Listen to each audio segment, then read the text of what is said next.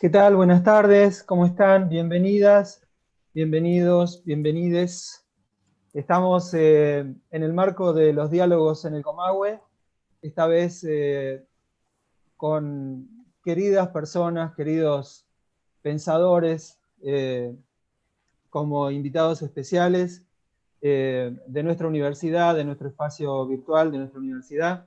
Queríamos agradecerles a todos y a todas el interés que han tenido en esta actividad, que ha sido realmente importante. Hemos recibido más de 800 pedidos para acceder o a esta reunión en Zoom o a la transmisión que se está efectivizando por YouTube. Y queremos decirles que es muy importante para nuestra universidad continuar esta fase de adaptación, esta fase también de crecimiento a través de otros medios, esta vez de manera virtual. También queremos agradecer a Emanuel, quien es el técnico que está posibilitando todo esto desde algún lugar extraño pero fascinante del Alto Valle, Allen, la ciudad natal de muchos de nosotros.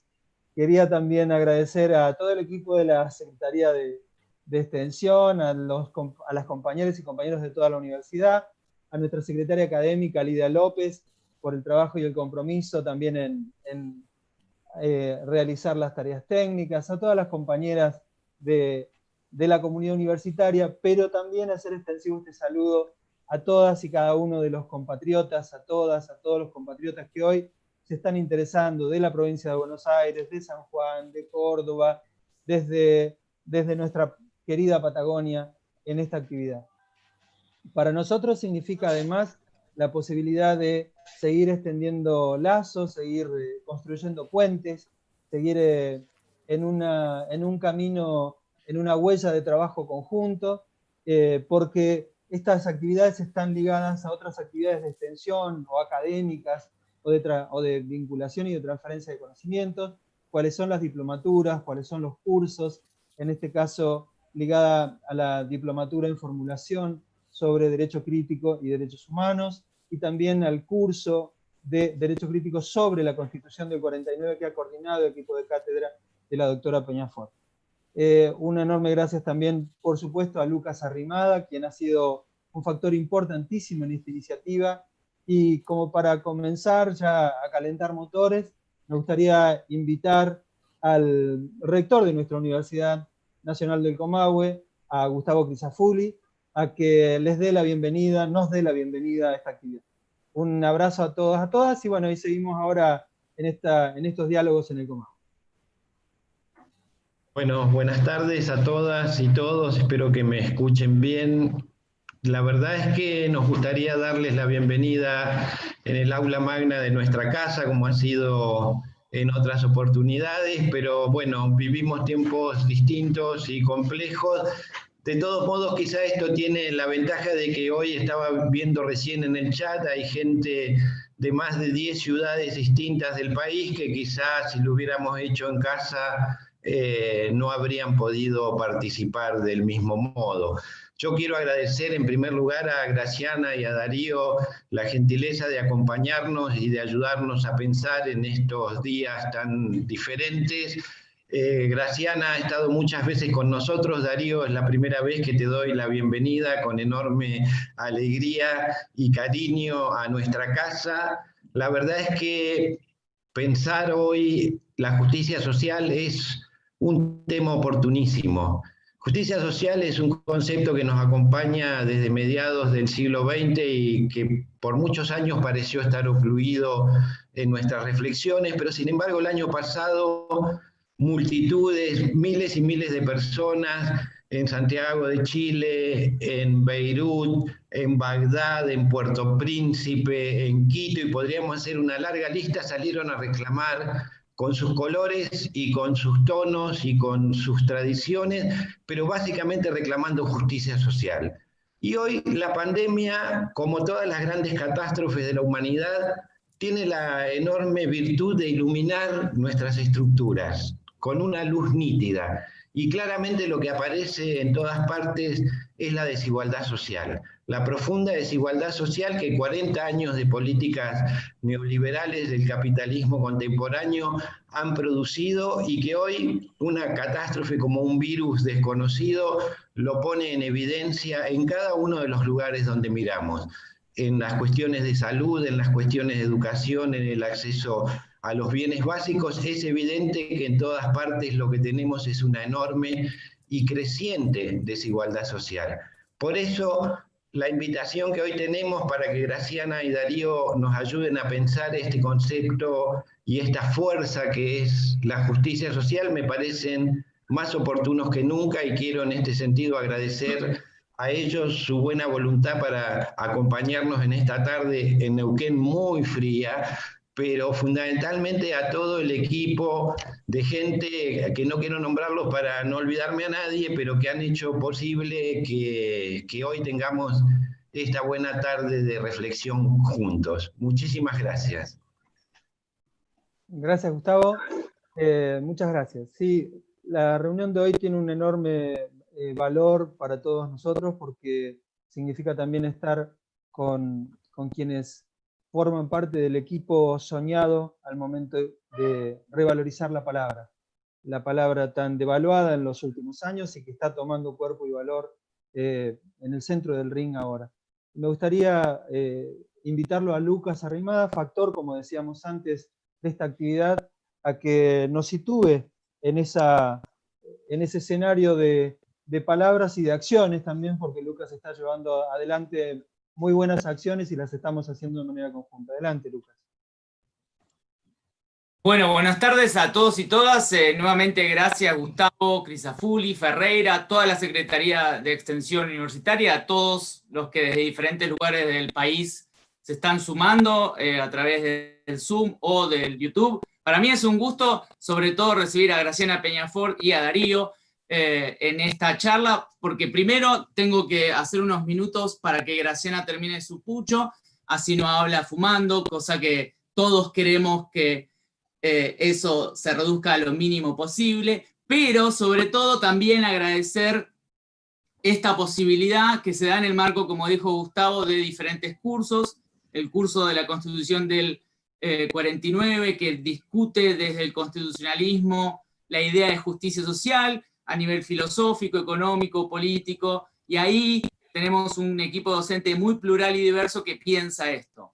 Y también algo que les va a llegar seguramente por diferentes vías, el diplomado en Derechos Humanos que está coordinando el doctor Zaffaroni en la propia Universidad Nacional del Comahue y que pronto van a ver en difusión.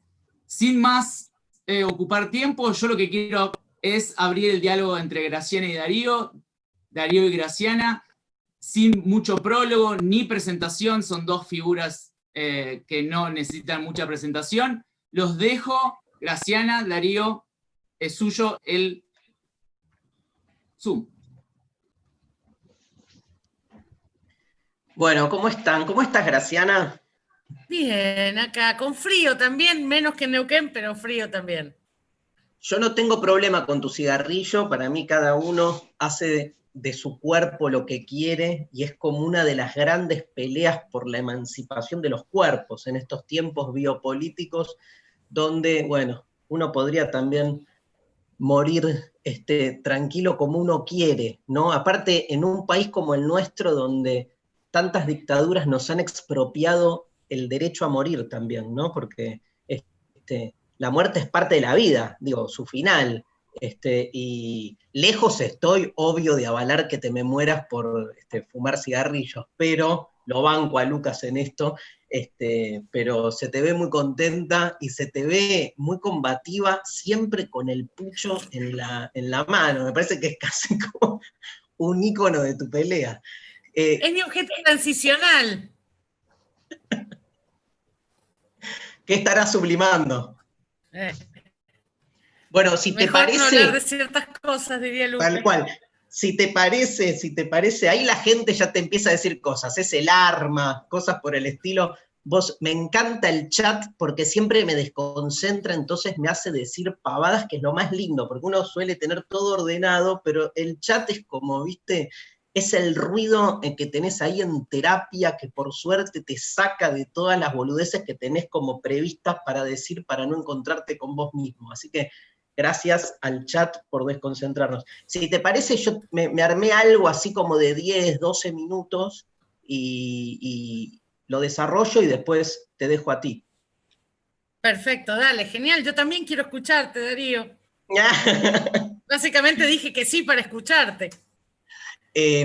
Yo, a partir de la convocatoria y del título, primero agradecer a todos, ¿no? Pero para no repetirme en lo mismo, me encanta ver las caras. Recién pasé por las 7 pantallas que tengo acá y me encanta juntarnos de este modo. Por tomar un poco la propuesta y el título de este encuentro, rápidamente traté de ir en filosofía a algún lugar donde apareciera la idea de justicia social, pero, digamos, desde otra perspectiva, o sea, que no implicara un desarrollo concreto, como me gusta hacer en general a mí desde la filosofía, que es ir a los conceptos de costado, ¿no? Digamos, ver qué abren, más allá de lo que dicen. Y me encontré con una cita de uno de mis filósofos favoritos, que es Emmanuel Levinas, que es el filósofo de la otredad, ¿no? Y que sin mucho eufemismo, ni vuelta, ni nada, lanza la justicia es el otro. Y San se acabó, ¿no? Es como, basta de cháchara, como diría, ¿te acordás, Graciana, del basta de cháchara? La justicia es el otro. Y es una frase que obviamente no puedo no relacionarla con otras 2 frases, sobre todo porque para mí la justicia social, como concepto atravesado por la narrativa peronista, es un concepto que me lleva directamente a la figura del otro. Yo creo que la política tiene que ver con el otro, y que cuando la política no está en función del otro, no es política sino negocio. Y cuando digo negocio, lo digo con toda la carga que tiene. La carga mercantil, la carga expansionista, la carga egoísta, la carga de cagarse en el otro, básicamente, y pensar en un proyecto de expansión de lo mismo, ¿no? Levinas todo el tiempo está diferenciando la mismidad de la otredad, y cómo uno suele así hacer como una especie de ensimismamiento en la mismidad y anular la otredad, ¿no? Dicho esto, esta idea de que la justicia es el otro, en Levinas lo que nos coloca es en un lugar bastante problemático, porque como van a decir todos los pensadores de la otredad, el otro es otro porque se nos escapa. La otredad del otro es que el otro no puede ser nominado, no puede ser conceptualizado, no puede ser ni siquiera accedido, no accedemos al otro, sino a formas en que al otro lo tergiversamos, lo acomodamos, lo definimos siempre desde nuestra mismidad. La otredad del otro siempre se nos escapa. Y he ahí su lugar, que es casi un no lugar. Por eso es el gran excluido de la historia el otro.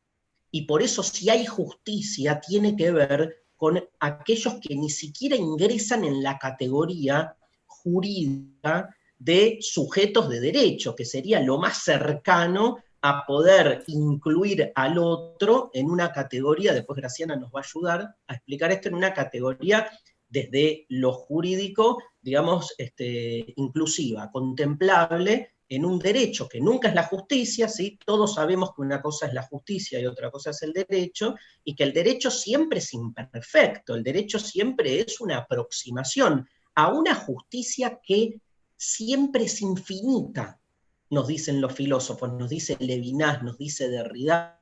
Nadie puede llegar a la justicia en sí misma, sino a bocetos de justicia, que es lo que encarnan los sistemas de derecho, ¿no? Como ese famoso inicio de la República de Platón, donde están discutiendo ahí entre todos qué carajo es la justicia, y cuando Sócrates cree que los tiene dominados a todos, el sofista Trasímaco lo interrumpe y dice: Sócrates, explícame esta definición de justicia, a ver si me la podés refutar.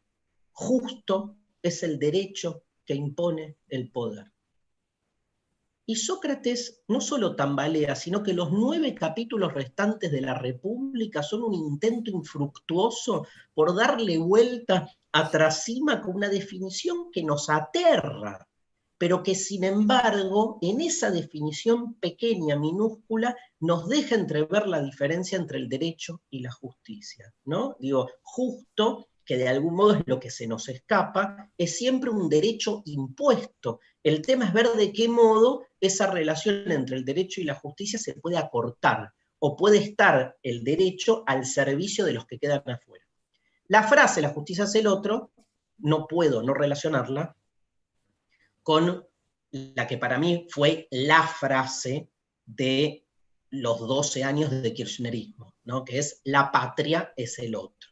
Una frase que me parece fundacional de una categoría de patria distinta. O sea, a mí esa frase me enamoró, a mí esa frase me permitió, digamos, repensar también propia idea de lo que es la justicia, la patria y sobre todo el otro. Una frase que hasta, yo creo, lo hablaremos en otra oportunidad, surgió casi medio de casualidad, porque cuando uno escucha cómo Cristina va en ese discurso que hace, creo que en Puerto Madryn, está hablando, digamos, sobre, está en conmemoración de lo que es las Malvinas, está hablando en algún momento, dice la patria es el otro, como concatenando y asociando ideas, la fórmula queda, por decir así, y a mí me parece una frase revolucionaria, ¿no? Porque claramente, volviendo a lo que decía antes, patria es lo propio.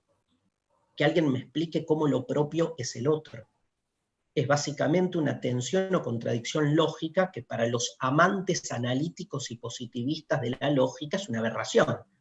Decir lo propio es el otro. Pero como los peronistas sabemos de aberraciones, obviamente esta anomalía que es la relación entre la patria y el otro nos hace repensar realmente qué nueva figura de la patria puede estar presente hoy.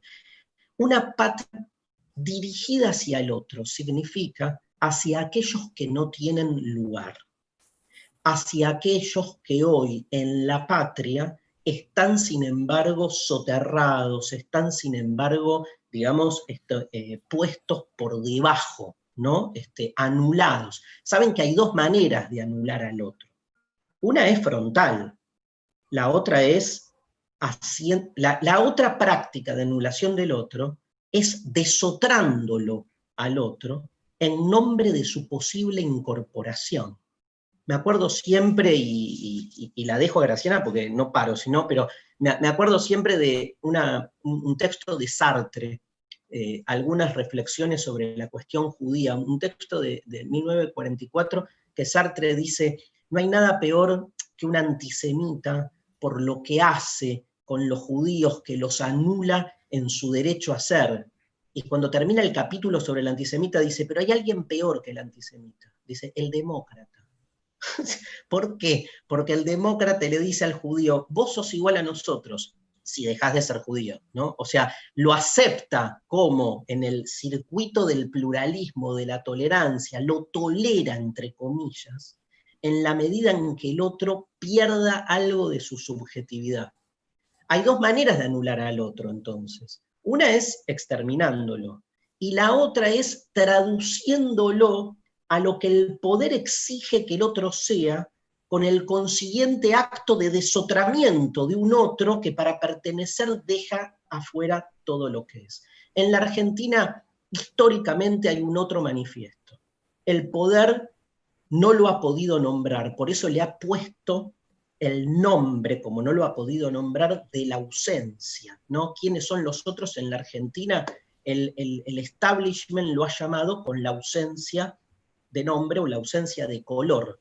Le han dicho los negros, ¿no? Ahí tienen la otredad en la negrura de una gran mayoría silenciosa que en la Argentina no ha tenido lugar, que muy pocas veces en la historia se han podido convertir en sujeto de la política con todas las confrontaciones y derivaciones que esto de algún modo propició. Creo que de algún modo la justicia en nuestra sociedad es para ellos. Graciana. Bueno, la verdad es que yo lo seguiría, creo que todos lo seguiríamos escuchando a Darío porque es tan lindo ver cómo piensa, porque supongo que a todos nos pasa lo mismo. Nosotros podemos leer los libros, pero pensar los libros es bastante más complejo y a mí me encanta cómo piensa los libros. Pero bueno, a mí me toca una tarea un poco más aburrida, si se quiere, pero que es necesaria. Yo me puse a pensar sobre la justicia y como soy abogada, y perdónenme la deformación profesional, lo primero que pensé es que es lo justo, lo que los antiguos romanos llamaban jus, es lo justo. De ahí viene, por ejemplo, el jus como derecho, es decir, el arte de lo bueno y lo equitativo. Pero la justicia es algo más que solamente lo bueno y lo equitativo. A mí me gusta mucho, mucho, mucho una vieja definición de derecho natural y de justicia natural, que no está atada al poder, y eso es una ficción, voy a volver sobre esto, pero que habla de que hay una recta razón que está inscrita en todos los corazones, que es la misma en Roma y en Atenas, que es inmutable. Es decir, hay una noción dentro del hombre que no requiere ni siquiera de un Dios.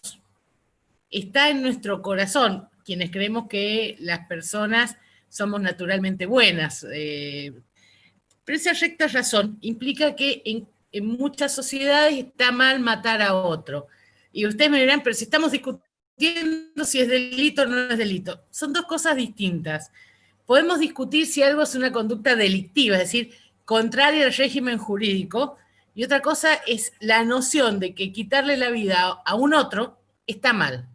Las sociedades son relativamente ecuánimes respecto a que en principio está mal quitarle la vida a alguien más, a ese otro. Y aquí es donde diría, bueno, si es tan fácil, ¿por qué tenemos tantos problemas? Porque el sofista es enorme la tarea, bien lo recordó Darío, el sofista tiene un poco de razón. No me gusta decir que los sofistas tienen razón, pero un poco cuando hablan de que en este concepto de lo que es bueno y malo, están atravesados por varias potencias. Hay una primera potencia que es el tiempo y el espacio. No todo lo que es bueno en el mismo tiempo y lugar. Es decir, en 1600 la esclavitud parecía algo bueno y hoy está fuera de discusión que la esclavitud no estaríamos de acuerdo. Es decir, lo bueno mutó porque mutó la sociedad que lo permitía y mutó nuestro concepto de bueno respecto a la sujeción de un otro a la voluntad de un dueño cuando es una persona. Lo otro que cambia es el lugar. No es lo mismo lo bueno en Oriente, el concepto de bueno en Oriente, que el concepto de bueno en Occidente. Cuando hablo de Occidente hablo básicamente de la noción europea, judeo-cristiana. Estoy haciendo una abstracción porque no puedo hablar de la totalidad. A este concepto de la relatividad, de qué es lo bueno, hay que sumarle un concepto que existe en todos los tiempos y en todos los lugares, que es el concepto de poder. ¿Qué es el poder? Sin duda el poder es una energía que influye sobre la voluntad de los demás, es decir, que no es propia. El poder es lo mismo que lleva a que los hijos de alguien no quieran ordenar el cuarto y que uno les diga, si no lo ordenás no vas a salir. Ese ejercicio de poder es el deseo de un tercero, supongamos el padre, de que el cuarto esté ordenado, que ese orden lo hagan quienes fueron parte del desorden y que el no cumplimiento de esa instrucción va a tener un ejemplo llevado a situaciones más grandes como el Estado y ya no el padre, implican que el poder tiene la facultad de obligar a terceros a hacer cosas, estén o no estén de acuerdo. Y que además el no hacer lo que esa entidad que llamamos poder desea, tiene consecuencias concretas sobre la vida de las personas que no llevan adelante esa conducta. Y voy a hacer una nota. Los tiempos modernos también demuestran que a veces incluso llevando adelante los deseos del poder no vamos a obtener el beneficio que esperamos. Pero eso es para que lo discutamos si hacemos un debate. Dicho esto sobre qué es la justicia, uno se pregunta qué es la justicia social, que es el tema de esto. La justicia social claramente implica una ruptura en esta lógica de la recta razón, inscripta en todos los corazones, que no deja de tener un criterio unipersonal. Si la justicia, aceptando como válida la definición de justicia natural, es algo que yo tengo intrínsecamente como único condicionante mi formación y el tiempo en el que me formé, la justicia social viene a romper esa unipersonal, esa relación unidireccional entre la justicia y el sujeto. Porque la justicia social, como bien decía Darío, suma a un otro. Pero además de sumar un otro, rompe este criterio unipersonal de la recta razón que yo traigo en mi cabeza y que me guía en la vida, porque exige un árbitro. Exige un árbitro que no sabemos quién es. A muchos les gusta pensar que es Dios, otros piensan que es el Estado. El peronismo, sin duda, pensaba que el gran árbitro era el Estado. Y que a mí me hace acordar a otra muy vieja definición, que habla acerca de que la justicia, además de ser la recta razón, es un arte.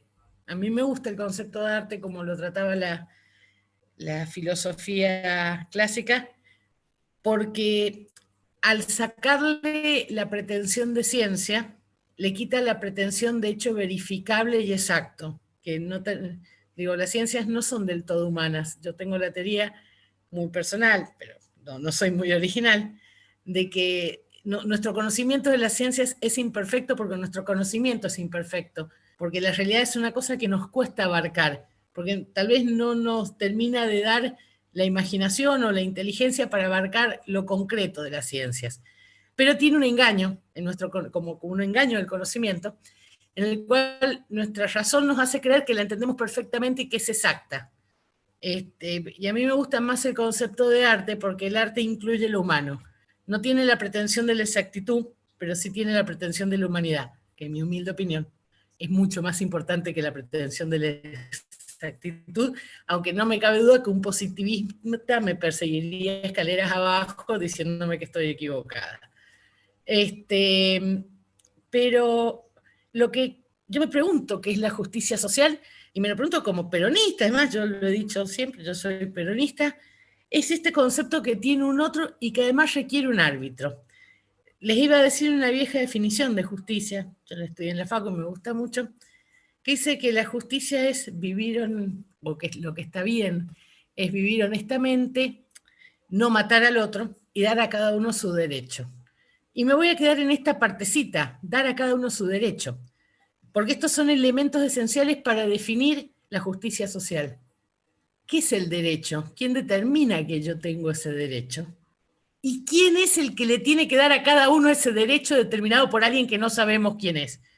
Porque yo puedo estar convencida que tengo derecho a que me invite a salir Brad Pitt, pero eso no lo constituye un hecho justo, más allá de que mi criterio sería muy justo y muy necesario.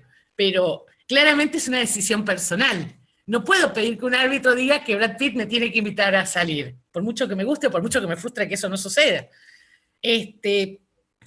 Pero ¿quién es el árbitro que da a cada uno su derecho? Voy a hacer una abstracción sobre la definición de derecho. Tengamos claro, la definición de qué es el derecho claramente es algo absolutamente condicionado por el tiempo y lugar en que se define que hay un derecho. El caso de la esclavitud y la libertad es tal vez el mejor ejemplo. Pero, ¿quién es ese árbitro? Bueno, ese árbitro es un árbitro que además se supone es un árbitro desinteresado de verdad. Porque el monarca, el rey, puede ser justo, pero tiene intereses, porque es rey. Y porque en cada decisión se juega la apreciación que el pueblo pueda tener sobre ese rey. Y en una época no importaba lo que el pueblo lo opinaba sobre ese rey, hasta que un día los ciudadanos dijeron, inventemos la guillotina a ver si lo llamamos a la reflexión al monarca. Y parecía de pronto un efecto muy concientizador dentro de la monarquía la existencia de la guillotina. Es el límite de estos monarcas que no tenían que pensar en qué era lo justo, ¿Cómo tenían que ser buenos árbitros? Las monarquías actuales, sin duda, tienen que serlo, más allá de lo que hagan, pero cuando caen las monarquías, aparecen formas colectivas de construcción de estos árbitros que pretenden arbitrar qué es lo bueno y lo justo en una sociedad determinada. Voy a hacer un reduccionismo y pido que me lo disculpen, voy a limitarme a los estados que aceptaron las formas democráticas de gobierno como los grandes árbitros. Porque estos grandes árbitros, se presume, son los grandes árbitros porque resumen la voluntad de un montón de personas que los pusieron a ser de árbitros. En pocas palabras, los estados, mejor dicho, los gobiernos, son los grandes árbitros porque un montón de personas decidimos que esa persona que votamos democráticamente va a ser el árbitro que va a arbitrar cuál es mi derecho y que cada uno y de dármelo. La justicia social lo que hace, y en esto me parece importante, es entender que en el conflicto de los derechos no todos tienen las mismas oportunidades. Hace mucho tiempo, yo muy joven estudiante, me hice muy amiga de chicos que militaban en la Franja Morada y me dieron a leer un libro, yo no lo había leído, que se llamaba Derecha e Izquierda, de un italiano que se llamaba Bobbio, que decía, bueno, miren, la izquierda, la derecha está más a favor de la libertad. Claro, y es lógico, porque la derecha cree en cosas como la meritocracia, cree que si nos esforzamos lo suficiente vamos a conseguir el objetivo, y claro, ese es un criterio, un concepto que disminuye la posibilidad de igualdad, porque la verdad es que no somos todos iguales. Claramente, yo que pretendo que me invite a salir Brad Pitt, no soy Michelle Pfeiffer, no lo soy. Entonces, mis posibilidades estratégicas de salir con Brad Pitt no son exactamente las mismas, no quiere decir que no las tenga. Quiero decir que no son las mismas.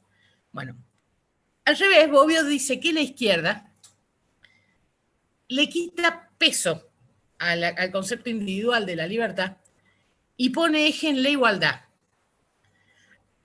Advierte, muy razonablemente obvio, que sacar el eje de la libertad y ponerlo en igualdad puede dar lugar a algún nivel de coacción de la libertad.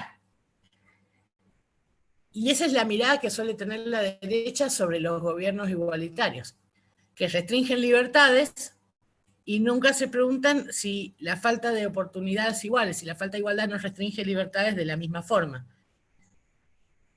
Yo claramente creo que el árbitro debe ser un árbitro que le ponga eje a la igualdad, porque la libertad ya es un derecho consagrado y las limitaciones valga la redundancia, de la libertad, son derechos, son limitaciones hoy fácilmente denunciables. Voy a dar un ejemplo que lo vemos todos los días. Yo pienso, por ejemplo, lo que pasó con la revista Caras ayer. Le sacó una foto hablando del cuerpo de una chiquita de 16 años que tiene la suerte o la mala suerte de ser la heredera del trono de Holanda. Y y cualquier día, pero por la libertad de esa chica de ser como quiera ser, no es la libertad de esa chica de ser como quiera ser, que existe, no, está fuera de discusión. Es el derecho a que la traten igual, que la traten como tratarían casi a cualquier otra chica nacida en otras condiciones y con otro futuro. No quiero ser confusa en esto. Los derechos que derivan de la libertad y del criterio individual de libertad son derechos fácilmente reconocibles y fácilmente aceptados en nuestras sociedades modernas, aun cuando tenemos dificultades para aceptar alguna de sus consecuencias lógicas. Somos libres, pero, por ejemplo, las mujeres no podemos acceder a un aborto. Eso no es justo, no parece justo, y interfiere en nuestro principio de libertad. Ahora, cuando peleamos la igualdad es mucho más compleja, porque en la igualdad vuelve a meterse el mismo sofista. Porque hay un problema con la igualdad y el poder. El poder necesita que no seamos iguales. El poder requiere necesariamente que haya personas que se vean como los niños pequeños, obligados a obedecer la orden, más allá de si esa orden les gusta o les parece arbitraria. Al poder no le gusta la igualdad, al poder no le gusta la igualdad, porque la igualdad implicaría, llevada al extremo, la posibilidad de no aceptar las órdenes de ese poder. La libertad llevada al extremo también llevaría la misma consecuencia, quiero ser justa. Pero déjenme volver a la justicia social. La justicia social plantea un árbitro que pone el eje en la igualdad. No desconoce la libertad, pero pone el eje en la igualdad. Y empieza a preguntarse y a tratar de solucionar las desigualdades estructurales con las que vivimos en las sociedades modernas y capitalistas. No es lo mismo nacer rico que pobre, no es lo mismo nacer blanco o negro, no es lo mismo venir de familias de universitarios que ser de familias de laburantes, no es lo mismo tener derechos laborales o ser un precarizado laboral. La justicia social se hace esas preguntas. ¿Cómo les damos a este montón de personas las herramientas para enfrentarse al poder en pos de la igualdad? Y una de las primeras definiciones que tiene la justicia social, y a mí me gusta mucho, es el concepto que las peleas por la igualdad nunca son peleas individuales, a diferencia de lo que pueden ser las peleas por la libertad, donde sí puede haber peleas individuales, por supuesto, todo es relativo, pero las peleas por la igualdad son peleas por el mundo de los desiguales, o sea, son peleas encarnadas por los desiguales, sean obreros, sean negros, sean, no importa, por un colectivo que por una circunstancia en esa sociedad y en ese momento dado, tiene la noción clara de que no tiene las mismas condiciones estructurales para poder ser el otro. Y volvemos al concepto del otro. La igualdad busca que todos podamos, aún en hipótesis, tener la mejor posibilidad de ser el otro. Pero ese todos no es un todo individual, es un todo colectivo. Es imposible pensar la justicia social sin el concepto de colectivo, de unidad, de grupo, ya sea que este grupo esté unido por determinadas circunstancias, trabajadores, orientación sexual, el que fuese.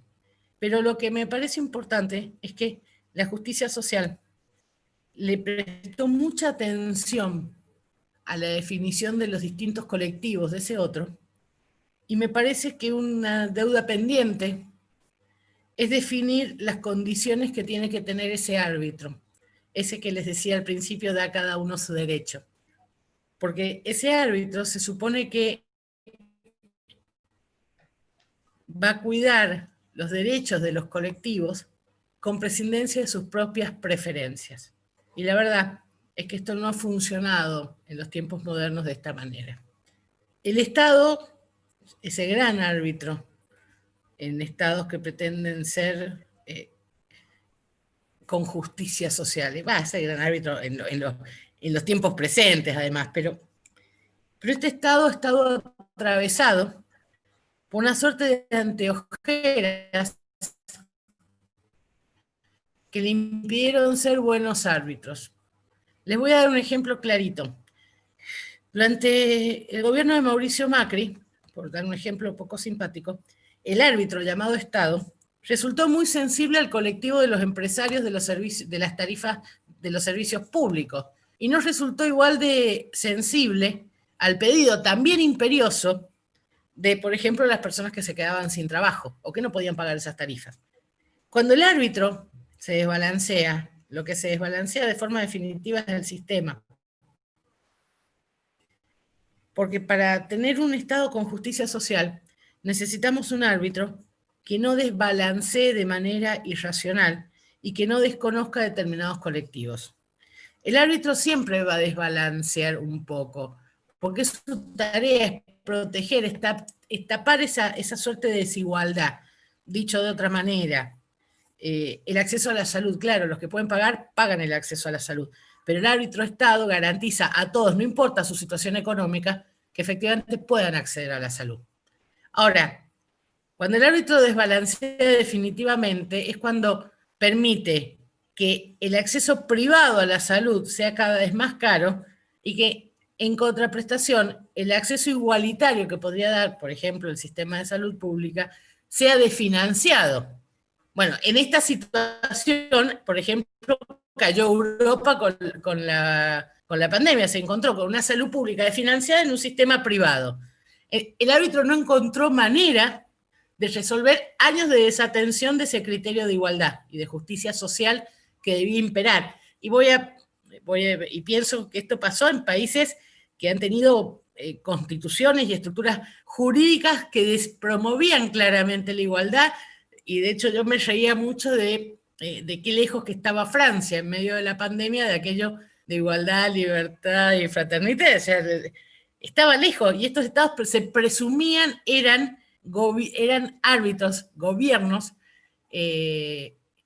con un fuerte sentido de justicia social.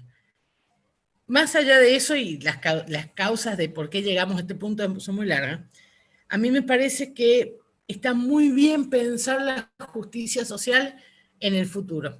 Y les voy a decir por qué. El árbitro Estado ha fracasado en garantizar la igualdad, es un hecho. A mayor fracaso, mayor número de desolación, de muertes, de enfermedad, de cosas que queremos evitar. Pero si hay algo que nos demostró la pandemia, es que este árbitro que llamamos Estado todavía está en condiciones de garantizar medidas igualitarias que nos permitan a todos seguir vivos. Y solo lo puede garantizar si como colectivo reforzamos este árbitro en la toma de medidas que permitan salidas colectivas. Si hay algo que demostró la pandemia, es el nivel de desigualdad con la que nos habíamos acostumbrado a vivir. Y no es que nos lo demostró mostrándonos los chicos de África. Lo demostró cuando los argentinos se horrorizaron de ver un montón de jubilados expuestos en la vía pública para cobrar su jubilación. Y eso que descubrimos ya existía de antes, no lo provocó la pandemia. Lo que pasa es que nosotros, también como parte de ese árbitro, porque nosotros también decidimos quién va a ser árbitro, nos habíamos acostumbrado a los viejos en la cola de los bancos. Nos dimos cuenta que ese acostumbramiento, eso que nos resultaba indiferente, ese otro que no veíamos, como decía Darío, también existía. Nos dimos cuenta porque se volvió un peligro, porque vimos que esa situación que aceptábamos pasivamente era una permanente situación de peligro que de pronto también no solo nos afectaba a nosotros, sino que afectaba a esos otros determinados que se supone como sociedad tenemos que ganar.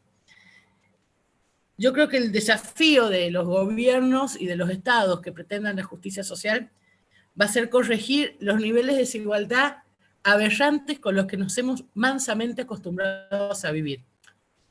Muchos de los que estamos acá seguramente hacemos tareas de asistencia social, hacemos tareas que tienen que ver con sentirnos bien y cumplir nuestro rol en la sociedad y tratar de igualar enseñando y educando y dando facilidades a otras personas. Pero ¿saben qué? Eso no alcanza como esfuerzo individual.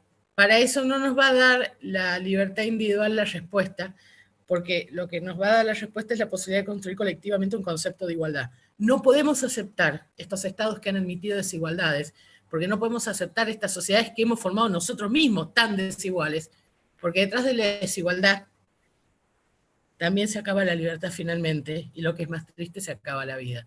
Pensar la justicia y repensar la justicia social es repensar cómo vamos a distribuir los recursos, no solo materiales, sino también simbólicos, de qué significa ser libres e iguales en nuestro país. Muchas gracias.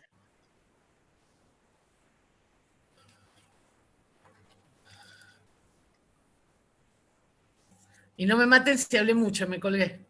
Hablaste un montón, pero es hermoso escucharte. Perdón. ¿Qué hacemos? Yo me quedo para preguntas, con gusto. Si vos querés, yo me quedo. Pero ¿alguien de la universidad coordina las preguntas de la gente? ¿Cómo está pensado? Una pregunta, no sé. Solo para enmarcar en un tema candente. Iba a hacer una pregunta inicial, pero quería también que ustedes dialoguen espontáneamente. Pero en estos días estaba repasando tu libro, Darío, Filosofía en 11 frases, y el clima me llevó a pensar sobre la naturaleza humana, el buen salvaje y sobre todo esta idea del hombre, lobo del hombre, que es una idea, me parece, vinculada a una coyuntura que estamos viviendo ahora, donde se discute justicia social y justicia penal. ¿Qué piensan ustedes dos sobre esta discusión, sobre todo en contextos donde estamos pensando que la solución a todo tiene que ver con esto de estado de naturaleza, estado de derecho? No estoy pensando sucesos que todos estamos familiarizados en estos días, pero esa sería una pregunta para que ustedes sigan el ping-pong que de hecho... Pero la gente después hace preguntas y vos las lees. Es la idea. Dale, buenísimo. A ver, yo retomo por algún lado tu pregunta entonces. A mí me fascina la frase que Hobbes en realidad retoma de la tradición romana, la de Homo homini lupus, ¿no? El hombre es el lobo del hombre, porque yo creo que en esa frase se encierra realmente ahí quién es el excluido, qué es el lobo. O sea, a mí, quien me interesa de la frase, el hombre es el lobo del hombre, es la naturalización, es el hombre es el lobo del hombre. No, quien me interesa es el lobo. A mí me interesa el lobo, que es por qué se ha naturalizado y se ha normalizado la categoría de lobo como una categoría asociada y ligada a la maldad. O sea, ¿no? Cuando muchas veces los grandes cultores del orden y defensores así aberrantes del orden, lo que hacen es decir que sin el imperio absoluto de la ley y del orden, lo que hay es anarquía, o sea, un mundo sin ley. Y vos le preguntás, ¿y qué es la anarquía? Y te dicen, y en la anarquía lo que reina es la ley de la selva. Y vos le decís, reina la ley, entonces. Porque viste que la construcción que tienen los cultores del orden, de la anarquía, es pensarla como un todo vale, e incluso una cosa es el todo vale y otra cosa es la ley de la selva, ya son dos cosas distintas, pero la ley de la selva supone una regularidad. Entonces, dicho esto, digo, la figura que me interesa es la del animal. Ese lobo que está ahí, como dejándolo, dando por supuesto su lugar de maldad, me hace pensar justamente en esa animalización del otro. La justicia social busca la emancipación de esos otros que son puestos en el lugar de lo primitivo, a los que son puestos en el lugar de la carencia. No es casual que se le diga negros. Yo quiero volver sobre ese lugar. A mí me interesa esa justicia social. Graciana la expresó bien en términos de desigualdad social en pos de la pobreza y de la carencia material. Yo le quiero agregar este otro aspecto, que es la falta de reconocimiento y la puesta, ¿no? Culturalmente hablando, del otro en el lugar de la carencia absoluta. Las grandes discriminaciones de la historia tienen que ver con esa construcción del otro como carente, al que le falta, ¿no? Le falta color, le falta pene, le falta cultura. Ahí están, ¿no? Los grandes carentes de la historia, siempre con una falta que tiene que ser colmada o complementada por el que tiene. Entonces, el animal también, digo, nosotros olvidamos nuestro aspecto animal. Derrida, cuando piensa en la democracia, por eso lo ligo con el animal, dice, la democracia siempre está por venir, dice Derrida. Nunca está realizada. O sea, ¿vivimos en democracia? Institucionalmente sí vivimos en democracia. Pero la democracia, aunque institucionalmente se esté ejecutando, siempre tiene que estar preguntándose, ahora, ¿quiénes son los actuales excluidos? ¿Quiénes son los que no estamos viendo que están quedando afuera? Porque en cada etapa histórica, y el ejemplo que da Graciana del 1600 está buenísimo, cómo en cada momento histórico existían exclusiones que en ese momento no se visualizaban. O sea, y me parece que la tarea, hoy que vivimos en democracia, nuestra vocación democrática es pensarnos quién está quedando afuera. Hoy hay una revuelta tremenda, están las redes explotadas por la cuestión del maltrato animal, por la cuestión medioambiental. El coronavirus tiene que ver con esto. Y sin entrar en una, estoy mencionando, ¿no? Sin entrar en una postura ambientalista directa, lo que digo es, pensemos quiénes son esos que hoy ni siquiera ostentan la posibilidad de ser considerados como sujeto de algo. Porque ahí está lo que Agamben llama el homo sacer, que es aquel que no tiene derecho y de quien disponemos tanto su vida como su muerte, ¿no? Me acordaba, Graciela, que la palabra delincuente tiene su origen en el verbo latino delinquere, que significa, que está ligado a la palabra falta, porque el uso de la palabra delinquir, en su origen romano, tenía que ver con los grandes silos a los que le hacía falta todavía ser rellenados de comida. O sea, hay un lugar en la etimología donde delinquir tiene que ver con la falta, con esas dos modalidades que hay de la falta. Por un lado, quien comete una falta, pero también, por Dios, a quien le falta. Porque qué fácil, ¿no? Es directamente obturar ese aspecto. Me acordaba de uno de los lemas del subcomandante Marcos cuando decía, en este mundo globalizado o sos cliente o delincuente. Digo, lo otro de ser parte de el mercado no es más que la delincuencia, que es justamente el lugar de la falta.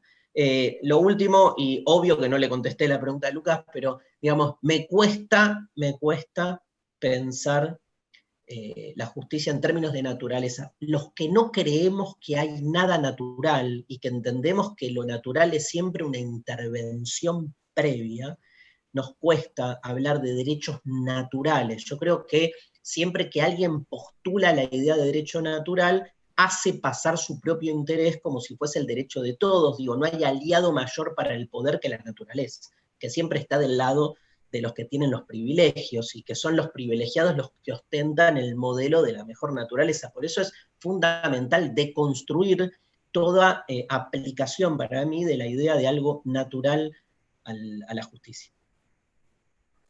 Bien. Yo voy como siempre, Darío, me dan ganas de discutir, pero quiero contestar desde un lugar que me toca mucho como abogada sobre la justicia. Lo primero que hay que decir es que la justicia es uno de los grandes árbitros que nunca tiene nombre, porque ¿qué es la justicia? Cuando hablamos de esta justicia, estamos hablando del Poder Judicial. Son hombres y mujeres, son personas. Que la verdad es que si uno mira la naturaleza, si uno mira el lobo cuando va a cazar se fija en la manada de terneritos o de cervatitos que va a cazar cuál es el más chiquito, el más débil, el que está solo. Siempre busca el más débil, porque la violencia tiende a ejercerse contra el que percibe más débil. Después hay estrategias como las del cardumen, donde todos son pequeños pescaditos, pero se abruchan todos y el tiburón no sabe dónde pegar el mordiscón. Pero esas son las estrategias de unidad de los débiles para protegerse de los fuertes. El lobo siempre busca el más débil.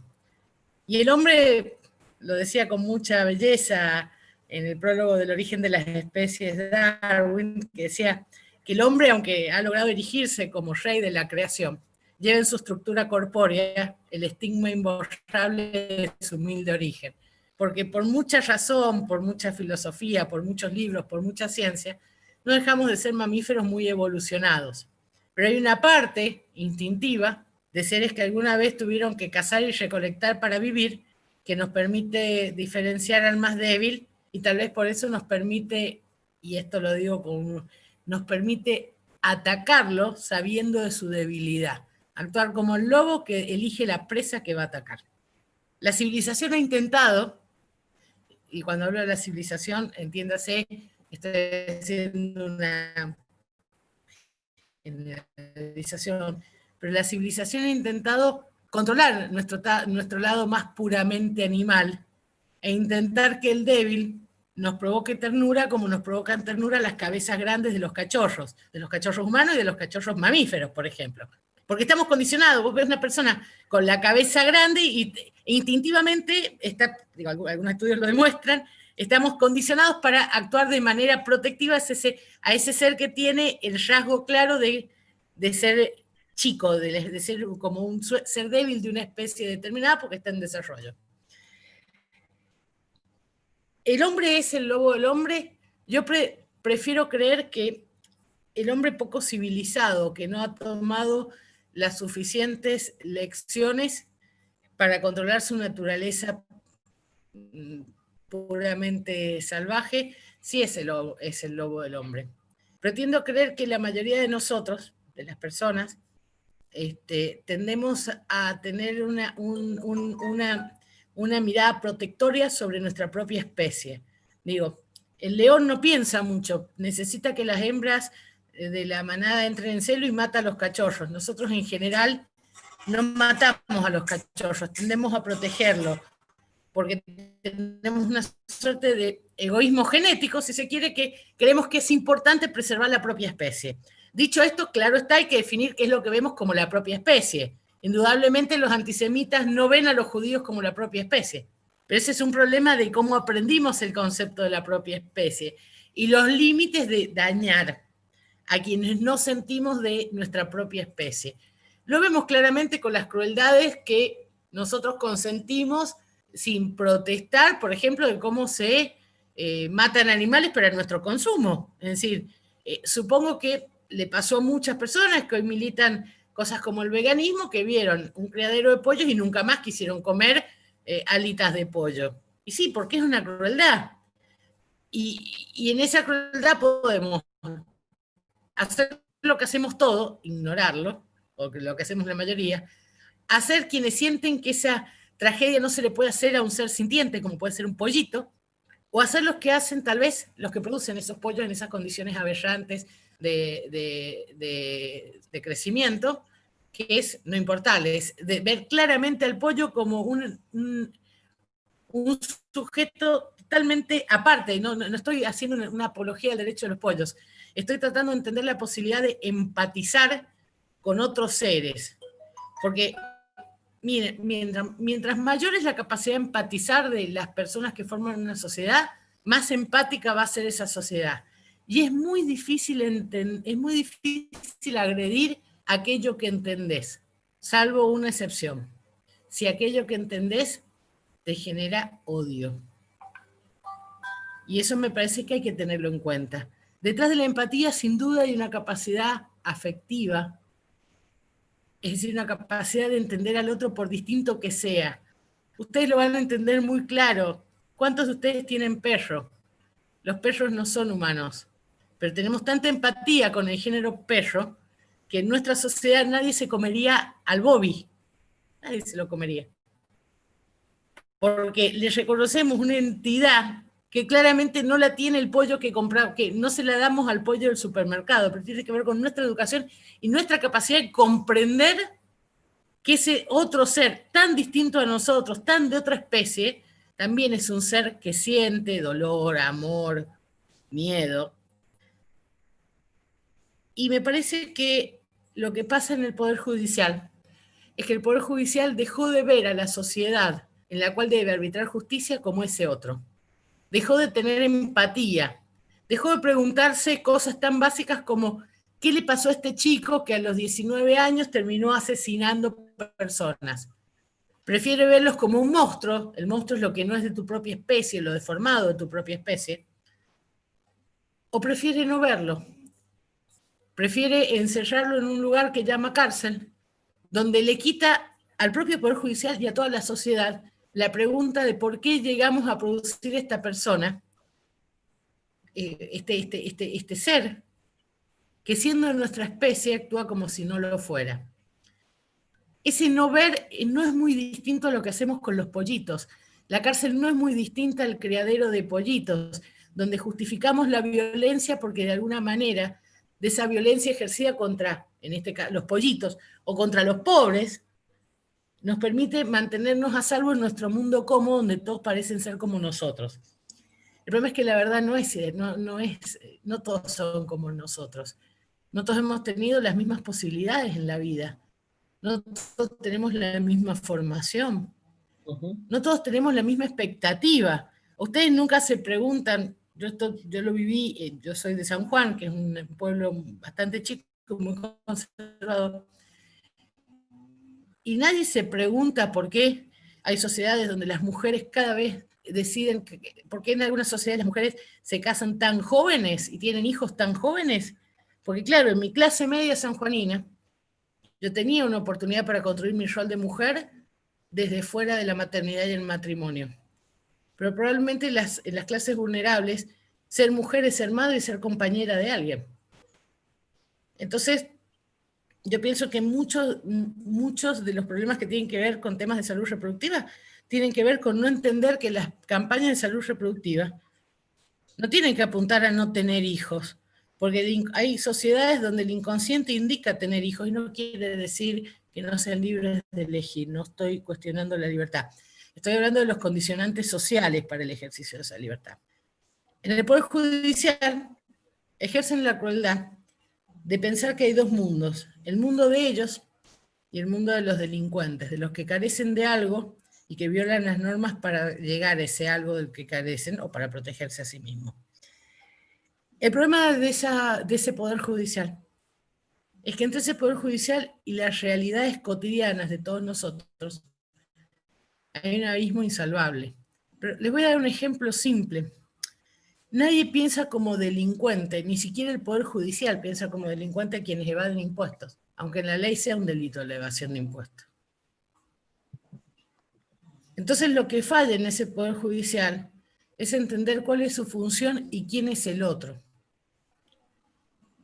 Porque no pueden hacer empatía, no pueden siquiera comprender desde dónde está sucediendo lo que está sucediendo con ese otro, que no alcanzan a definir, y que encasillan en categorías por completo incorrectas, sin entender que el otro, además de ser una entidad, es una historia. Si yo a ustedes les pregunto quiénes son, en algún momento de definir quiénes son, me van a hablar de sus padres, de su familia, de dónde vienen, qué es lo que quieren en el futuro.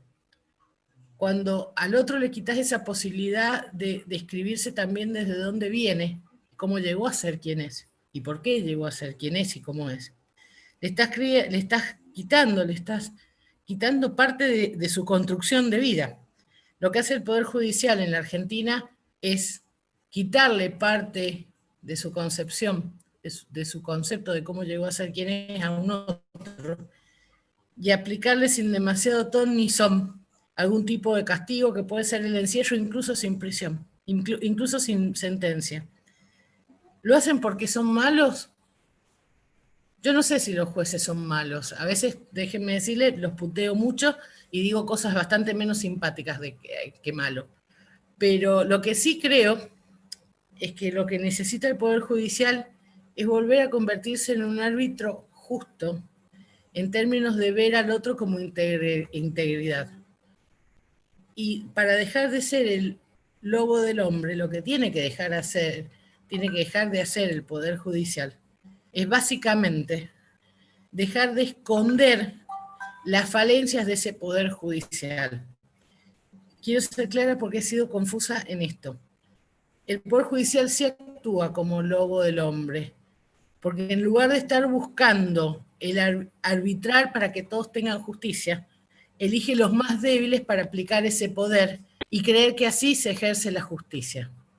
En pocas palabras, es más fácil poner en cana a un negro, a un pobre, a un kirchnerista, que poner en cana, por ejemplo, a Paolo Roca. Aunque si uno analiza las conductas de Paolo Roca, tal vez, yo no soy juez, así que no tengo... Tal vez encontremos que tiene tantas fallas como cualquiera de los otros, pero no es pobre, no es negro, no es kirchnerista, claramente. Esa ruptura de poder definir el otro como sujeto de una acción de ese Poder Judicial es lo que hace que el Poder Judicial funcione mal. Y me parece que, aunque suene retrillado, miren, el ejercicio de los poderes que la sociedad ha depositado en sus representantes, sea cualquiera de los tres poderes, yo voy a hablar del Poder Judicial, no puede ejercerse en tanto sus representantes estén tan lejos de la sociedad. No puede ejercerse sin amor, porque aparte básicamente, yo me acuerdo siempre una hermosa definición de Lacan, que dice que amor es dar lo que no se tiene a quien no es.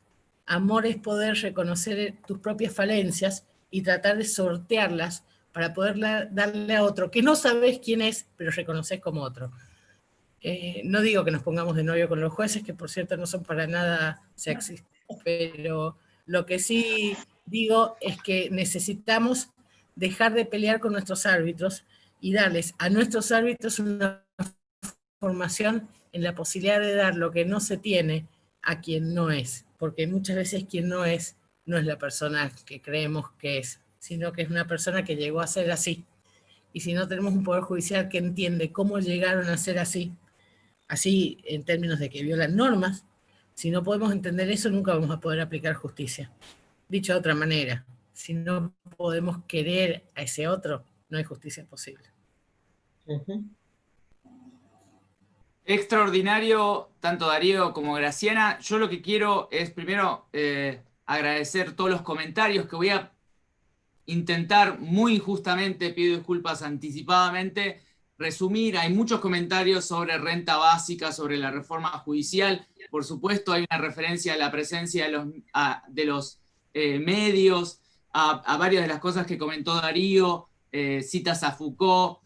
Ahora, quiero hacer dos preguntas antes de dejarle las palabras de cierre a Gustavo, una a Darío y otra a Graciana, intentando entender con Darío que a través de frases o martillazos vive en el mundo de las ideas, muchas ideas que están vinculadas al liberalismo, y hoy en día la justicia social tiene como referente o interlocutor un movimiento que está en ascenso, que es el de los liberales argentinos o latinoamericanos.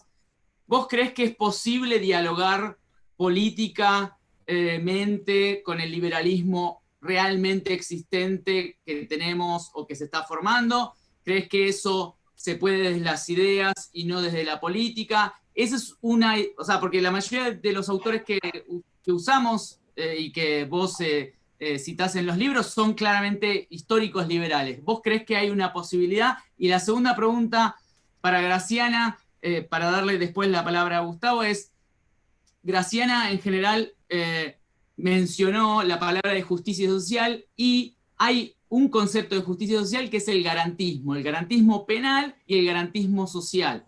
¿Cuál crees que es, qué sucede que usualmente olvidamos el garantismo como uno de los pilares de nuestro Estado de Derecho? ¿Por qué repetimos tiempo a tiempo eso, Graciana? Dicho esto, nuevamente gracias Darío y gracias Graciana. Yo contesto rápido. Yo 7:30 tengo otro Zoom, voy de Zoom en Zoom, así que si termino y Graciana continúa, nada, los despido, los abrazo. Primero decirte, Graciana, que hay muchos jueces que son muy, muy bonitos. No te creo que es así. Sí, podemos empezar a tirar nombres, si querés. Pero no lo voy a hacer porque no quiero convertir esto en intrusos. Intrusos en el Comahue, no. Pero los hay, sabés que sí. Después, yo quería la pregunta de Graciana. Viste que no podés elegir, pero voy a contestarla. Me quiero decir una sola cosa. Seguro, bueno, Graciana, yo y muchos de ustedes, obviamente, con todas las complicaciones que tiene el concepto, obvio que nos sentimos más cerca de lo que se puede llamar una postura garantista, ¿no? Si uno pudiera hacer esa antinomia entre, por ponerle un nombre a los del otro lado, uno hablaría de punitivismo y garantismo, digo, por poner un orden, un nombre, y sabemos que el nombre no es exacto y que se pierde mucho. Yo creo que nos debemos una deconstrucción de ese binario. que no significa ni equilibrio. Yo no creo en los equilibrios, no creo en los puntos medios, no creo en eso. Creo en el conflicto. Y ahora voy a contestar la pregunta en relación a eso, porque del conflicto sale siempre el conocimiento, y creo que el conflicto no genera violencia. Violencia se genera cuando una de las partes en conflicto se impone como si fuera la única. Ahí está la violencia. La violencia invisibilizada. El conflicto es otra cosa, es la clave de la democracia, el conflicto. Ahora, digamos, me parece que se armó, perdimos una batalla que es esa batalla, que es hablar de punitivismo y garantismo como dos polos. Ahí perdimos algo, porque a los que tenemos como una vocación más cercana al garantismo, se nos coloca en el lugar de que estamos en contra de la pena. Me parece que hay un lugar que se pierde en la batalla pública, digo. Me parece una tarea muy fundamental, una tarea fundamental esa deconstrucción como para resignificar esos dos polos. Dicho esto, yo creo realmente, Lucas, que, digamos, obviamente, y yendo un poco a esta matriz de la que hablaba recién, lo que no hay que entrar es en cómo se normalizan ciertos dispositivos, matrices o formatos confrontativos que vos, al aceptarlo, entras en el juego que el otro te propone. El otro te gana no en la discusión uno a uno. El otro te gana cuando te instala la agenda, pero además de cuando te instala la agenda, cuando te instala el formato. Nosotros vivimos un formato que es el de la espectacularización de la política.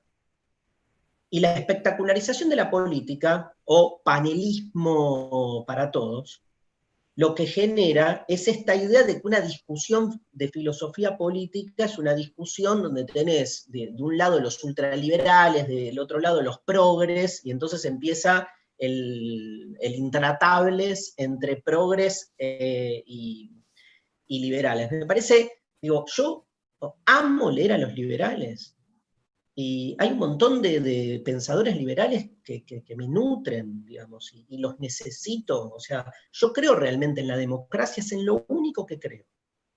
Y creo en la democracia porque la democracia es clave en la democracia la, justamente, inexistencia de absolutos. O sea, es imposible que convivan la democracia y la verdad.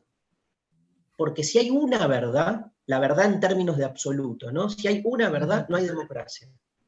Para que haya democracia, no es que todos pueden tener razón, es que nadie también puede tener razón, porque no hay una razón única. ¿Sí? Digamos, seguramente muchos de los que están ahora acá, en el Zoom, conviven con su pareja. Y probablemente en sus casas, la mitad de las cosas que viven en sus hogares con sus parejas, le genera algún tipo de confrontación, o no se banquen la mitad de las cosas de lo que su pareja piensa, hace, y sin embargo deciden convivir con ese otro, y no es que aceptan lo que el otro, o se transforman, o se evangelizan, o se asimilan. Aprendemos a convivir con un otro que en un 50% de lo que dice es imposible que uno logre algún acuerdo. Lo que generás es otra cosa, es una convivencia con la diferencia del otro. Yo me acuerdo una vez en una discusión con un ultraconservador, yo estaba a favor de la apertura y él a favor de el orden, la naturaleza y todo, ¿no? Y en un momento era como se había puesto muy ríspido, estábamos discutiendo justo que se cumplieron 10 años matrimonio igualitario, ¿no? Y yo, para molestarlo, porque era una especie así de medio religioso, yo decía, es que en el futuro, si nos queremos casar con un árbol, nos podemos tener que poder casar con un árbol, ¿viste? Era como... Y el chabón me tira así, me mira y me tira, Darío, vos tenés la cabeza tan abierta que un día se te va a caer el cerebro.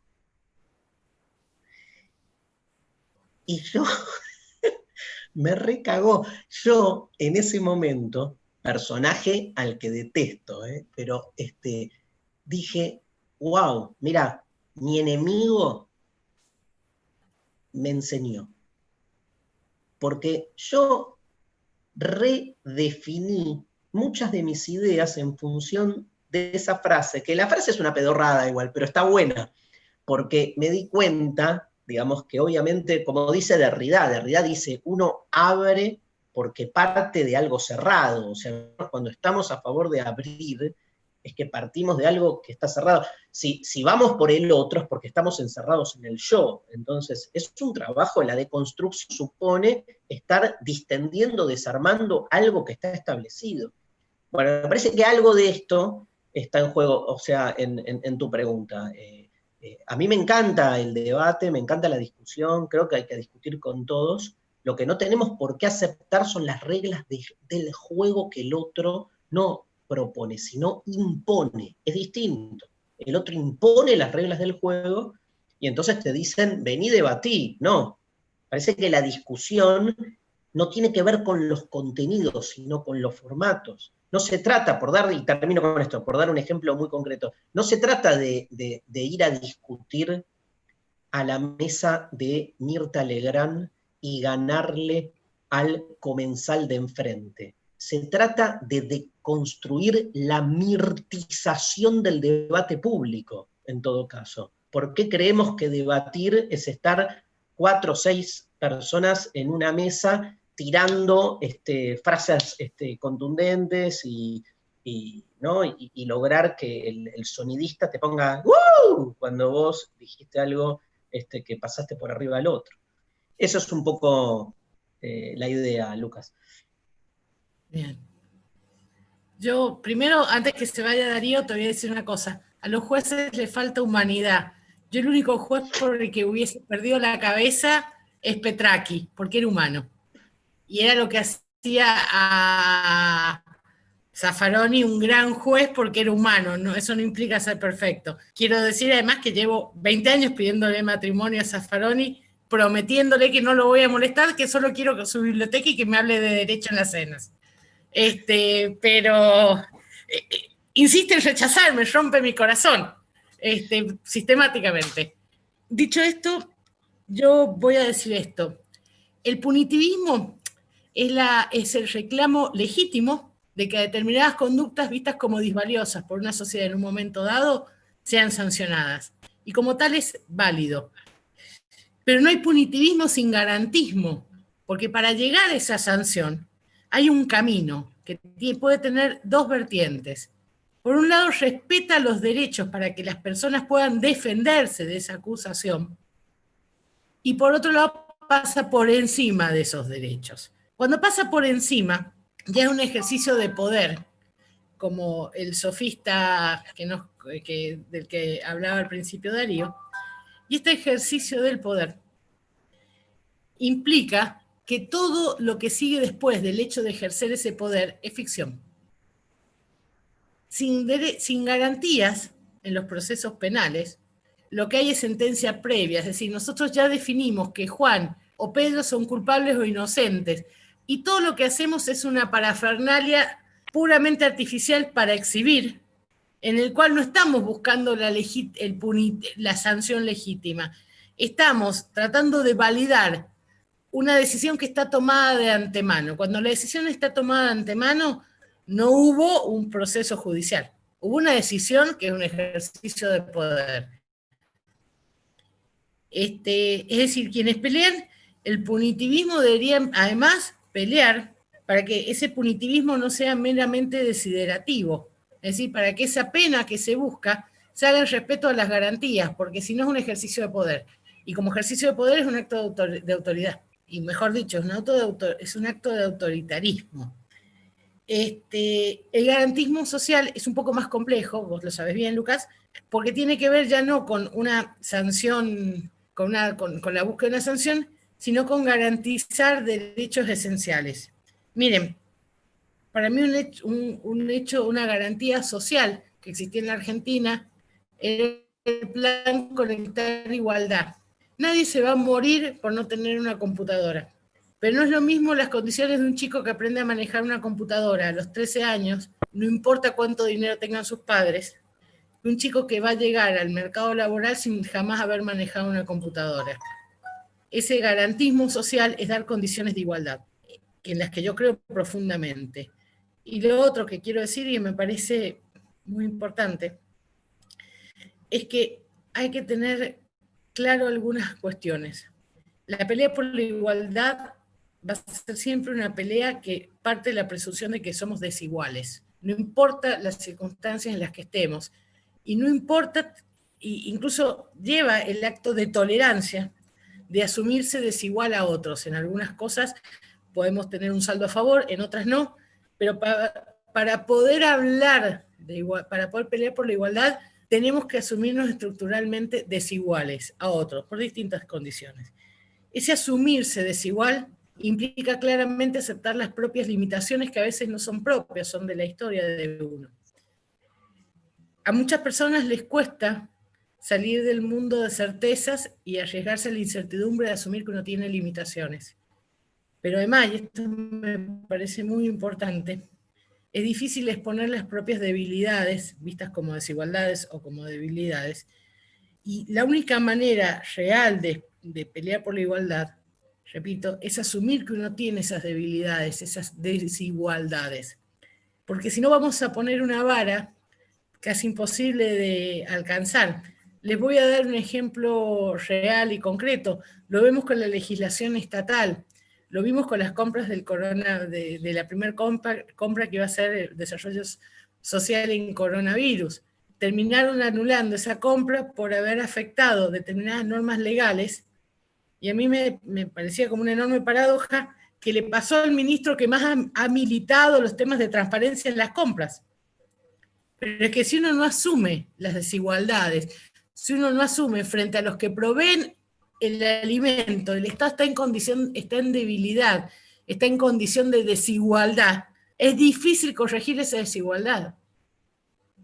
Pero hay que asumir esa debilidad. La desigualdad es siempre una debilidad. Ahora, esa debilidad no implica la derrota, implica ver qué lados de las estructuras públicas, incluso de las estructuras personales, hay que reforzar, pero implica el acto de asumir la desigualdad.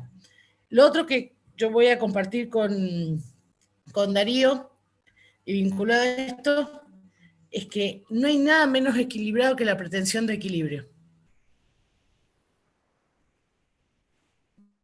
El equilibrio no es verdad. Las grandes cosas y los grandes hechos de la historia, incluso de nuestras historias personales, son grandes momentos de desequilibrio, un gran desequilibrio. Enamorarse es un gran desequilibrio, morirse es un gran desequilibrio.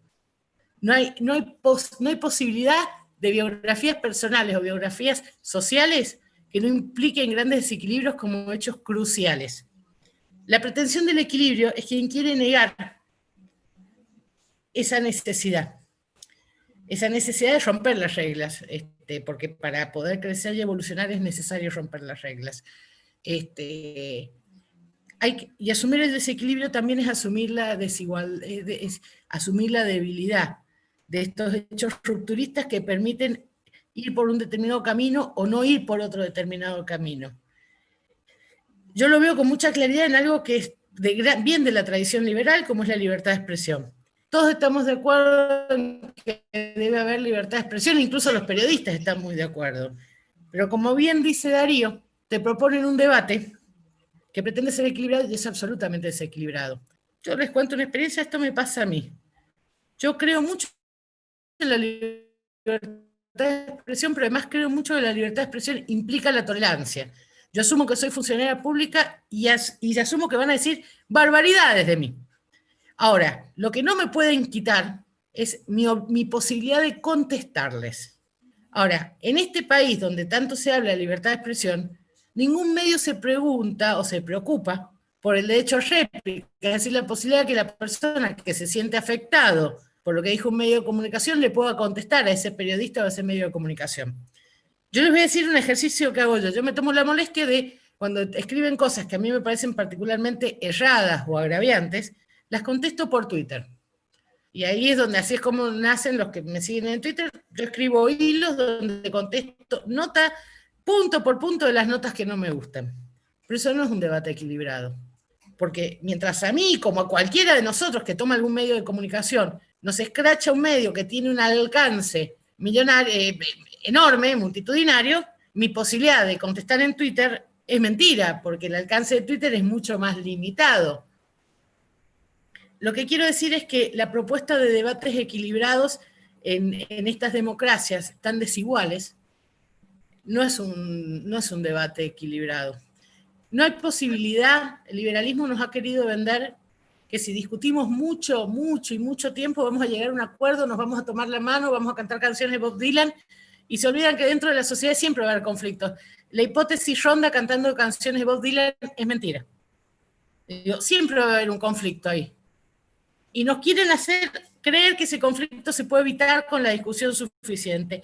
No, el conflicto siempre va a existir, porque siempre va a pasar lo que pasaba en mi casa, que éramos 4 hermanos y los pollos tenían 2 patas. O sea, siempre había 2 que no comían pata de pollo, porque no había más recursos. No había, o sea, o conseguían un pollo mutante, que no fue el caso, o nos turnábamos a quién le tocaba comer la pata del pollo. Bueno, ese conflicto que yo tenía con gente que adoro, como mis hermanos, es un conflicto que la sociedad siempre va a tener, donde muchos quieren recursos que a veces son limitados. La pretensión de la resolución pacífica de eso es una pretensión que omite considerar el conflicto y quiere pararse en un punto de equilibrio que no existe. Porque, repito, como no existen los pollos mutantes, tampoco existe el equilibrio en la lucha de intereses, por lo que legítimamente todos queremos. Lo que existe son reglas, la posibilidad de establecer reglas razonables para que todos tengamos algo de lo que queremos, sin pasar por encima del otro. En pocas palabras, como hacían mis padres, decían, bueno, este domingo las chicas comen pata y el domingo que viene le toca a los chicos. No era la mejor solución, pero era la que evitaba que nos matáramos con nuestros hermanos por quién comía pata de pollo.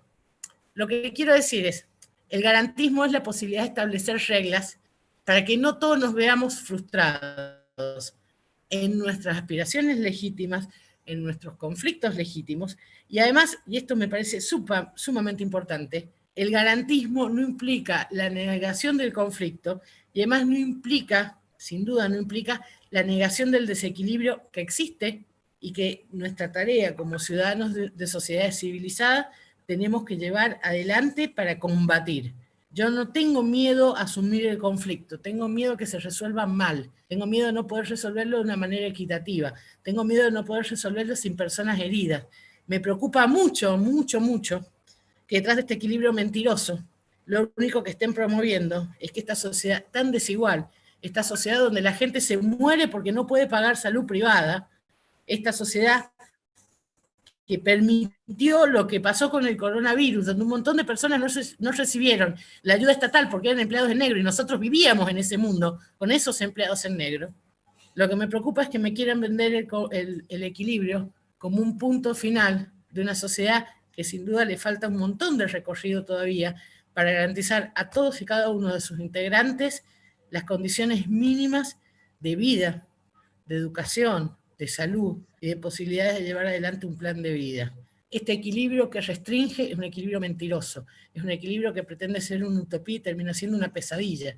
Es un equilibrio que nos dice que no vale la pena luchar más que por lo individual. Y si hay algo que aprendieron las sociedades en la historia, es que las luchas individuales nunca se ganan, porque las únicas victorias posibles son como el único héroe posible, como lo decía Oesterheld, son las luchas colectivas, los héroes colectivos y las victorias colectivas.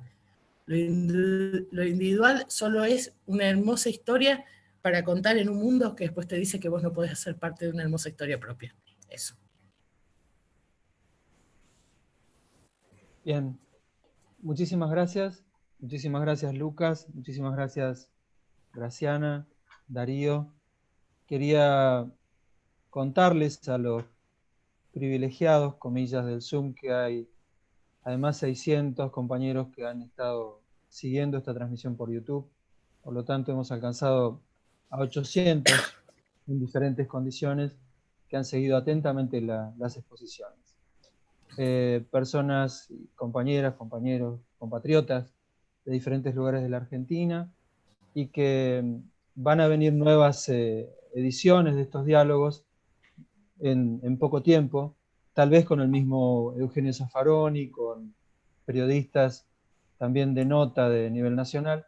Y lo que quería pedirles en nombre de la región norpatagónica, a quienes como universidad nos debemos, es también atender los términos de la justicia, que por definición debiera ser social, en términos del territorio y en términos de los compatriotas que no están superurbanizados como los de las grandes ciudades, por supuesto muchos migrantes del interior, aquellos que todavía parece que estuvieran viviendo, no hubiesen llegado al siglo XX, muchos de ellos, hablando de condiciones y situaciones injustas desde el punto de vista social, que no tienen los servicios mínimos, que viven en la extensión patagónica, aquellos que viven en el 70% de nuestro territorio despoblado, en el caso de la provincia de Río Negro, o aquellos que viven en el interior profundo de Neuquén, y que requieren de ciudadanía y de derechos ciudadanos que también hablen de justicia social, más allá de las condiciones y los méritos pretendidamente individuales. Parece que una palabra para ellos como cierre sería justo desde el punto de vista social y también justo desde el punto de vista territorial. Si hay una antinomia que nunca dejó de ser antinomia porque hemos pasado por todas, una es de ser el interior del interior muchas veces, con esa diferencia que se han hecho de las grandes ciudades a los pequeños ámbitos rurales, y creo que sería también bueno en términos no de lograr ese equilibrio inexistente, sino de lograr condiciones que sean más equitativas en cuanto a las discusiones sobre los recursos naturales, sobre la integración a través del empleo, sobre la integración a través de las oportunidades de estudio, del estudio en el tramo obligatorio, del estudio en la educación superior, sobre las necesarias reformas que van a ser tensionantes y conflictivas, que superen esta barrera que tenemos de que muchos tengan poco y pocos tengan mucho, y que siempre estemos mirando ejemplos inalcanzables para decir lo poca cosa que somos. Así que quería agradecerles a todos esto y dejarles esta inquietud como para que cierren ustedes y decirnos chau, chau, chau. Hasta la próxima. Gracias a todos por estar, un placer enorme. Igualmente, gracias enormes a todos. La verdad que espectacular. Aguante la universidad pública. Gran igualador y gran destructor de privilegios.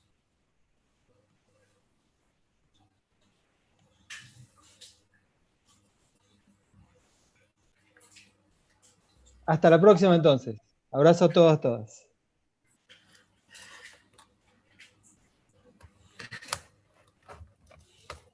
Quédense un poquito, Lucas y Gustavo. A ver, coordinamos un poquito. Yo estoy grabando esto, ahora ya cierro la grabación. Vale. Voy a ver cómo queda, tengo que ordenar un poquito cómo quedó en YouTube. Yo asumo que Morgana estaba haciendo sus maldades, ¿no, Graciana? ¿Perdón? Creo que Morgana estaba luchando contra... Morgana tuvo su pequeño encuentro con el lobo que tenemos en esta casa. Ese ruido que se sintió eran el debate abierto por privilegios que tienen mi bulldog y mi siberiano, que discuten por un lugar específico del sillón. Y tienen peleas formidables al respecto. Igual debo señalar que esta vez ganó el lobo, que está llorando mientras Morgana está acá viendo si logra ligar algo de la comida que tengo en la mesa, porque dice, bueno, perdí el sillón, pero me puedo quedar con la comida. Ellos hacen su propia redistribución. Graciana, un gusto, no sabía que todavía estabas ahí. Vos sabés que yo es que me quedé charlando con Lucas, perdón, yo me olvido que esto es Zoom, que estamos todos y seguí charlando. Yo soy de acá de Comahue, estoy ahí. Sí. Bueno, vos sabés que yo soy informática, ¿viste? Muchos años de informática y demás, y tenemos los algoritmos. Y lo que uno entiende después de tantos años de informática es que los sistemas tecnológicos que están construidos por humanos son vulnerables. uno puede evitar el riesgo o disminuir el riesgo, porque evitar no lo podés evitar, pero son vulnerables. Y entiendo en mi limitación esquemática, digamos, mental, digamos, que lo mismo pasa con el sistema judicial, ¿no es cierto? Esto que tenemos, que está hecho por hombres, siempre va a ser vulnerable. Y es un punto sobre el cual partir, ¿no es cierto? Entender esto, porque a mí me pasa en mi propia profesión, ¿no es cierto? Que al ser el sistema vulnerable, excedo, digamos, en los cuidados para que, bueno, todo funcione, ¿no es cierto? A veces se falla, otras veces sale más o menos, otras veces sale con éxito. Así que, bueno, nada, te quería acercar esta reflexión. Yo lo asocio... Yo te voy a decir una cosa, yo la comparto, algo que yo pienso. Y por eso yo soy tan crítica del concepto de ciencias, porque es imposible conocer desde la humanidad, porque la humanidad tiene limitaciones. Entonces, pretender crear algo más perfecto que nosotros, por algo siempre imaginamos a Dios como una estructura por fuera del humano, superior del humano. Es decir, vos podés creer algo bellísimo, digo, puede ser Miguel Ángel, pero siempre el modelo final va a ser humano, entonces es muy difícil sacarle la humanidad. Y el problema de la ciencia es que son ciencias humanas, tienen las limitaciones que tiene la humanidad. A vos te pasan los sistemas. Vos, para poder ser el sistema perfecto, primero deberías dejar de ser vos. Exacto. Por eso a mí me gusta mucho la ciencia ficción y me gusta la tesis de que dice, solo un sistema, solo una máquina que va a crear la máquina perfecta, nunca la va a crear una persona. ¿Es así? Claro, claro, exactamente. Bueno, un gusto, ¿eh? Un gusto. Ahora los dejo, sí, sigo laburando. Dale. Bueno, muchas gracias. Gracias, hasta pronto. Gracias a todos. Bueno. Gracias, Lucas. Gracias. Bueno, quedamos en contacto. Yo me fijo a ver cómo quedan las cosas. Vos sabés que me parece que seguimos saliendo por YouTube. Eso sigue grabando ahí. Sí. Bueno, ahí cierro todo. Bueno, y quedamos en contacto. Lucas, a ver cómo... Por supuesto. Bueno, listo. Muchas gracias por todo, Lidia. Y a Emanuel. A Manuel le mando, sí. Chao, Lucas. Un abrazo grande. Chao, Alejo. Lidia, Gracias, antes Lidia. que te vayas, Sí. si hay posibilidades de editarlo esto, o sea, de Zoom, ¿se puede editar? Porque por ahí podríamos hacer son envíos con tipo fragmentos. Si eso se puede hacer, está bárbaro. Desde Zoom no. Hay que buscar alguna otra herramienta. Lo vemos después. Lo vemos después, sí. Si lo podemos editar. Si podemos editar fragmentos, estaría bueno. Listo, Sí, gracias. Hasta luego, gente.